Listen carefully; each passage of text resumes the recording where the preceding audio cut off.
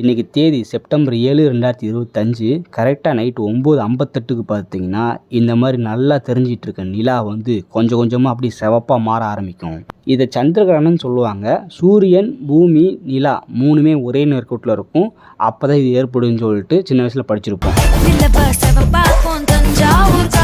எனக்கு ஒரு பழக்கம் இருக்குது. மொட்டை மாடியில் படுத்துக்கிட்டு வானத்தில் எவ்வளோ நட்சத்திரம் தெரியுதே, இதில் எது எது எந்தெந்த கோள்கள், எது எது சேட்டலைட்னு சொல்லிட்டு ஸ்டெல்லாரியம் அப்படின்னு சொல்லிட்டு ஒரு ஆப் இருக்குது. அதில் போயிட்டு வேடிக்கை பார்த்துட்டு இருப்பேன். அப்படி தான் இன்றைக்கி இந்த ஆப்பில் செக் பண்ணி பார்க்கும்போது மேலே பார்த்தீங்கன்னா தூரத்தில் சனிக்கோளும், இந்த பக்கம் பார்த்தீங்கன்னா நிலாவும் இருக்குது. கீழே ரொட்டேட் பண்ணி பார்த்தோம்னா சூரியன், செவ்வாய்க்கோள், புதன்கோள்னு சொல்லிட்டு எல்லாமே கீழே தான் இருக்குது. அதுலேயும் அந்த சூரியன் தான் எல்லா கோள்களுக்குமே வெளிச்சத்தை தந்துக்கிட்டு இருக்குது. நிலாவுக்கும் அதான் தந்துக்கிட்டு இருக்குது. இடையில பார்த்தீங்கன்னா நம்ம பூமி போயிட்டு மறைக்கிது கரெக்டாக அந்த டயத்தில். பார்த்தீங்கன்னா மூணுமே ஒரே நேர்கோட்டில் இருக்கா.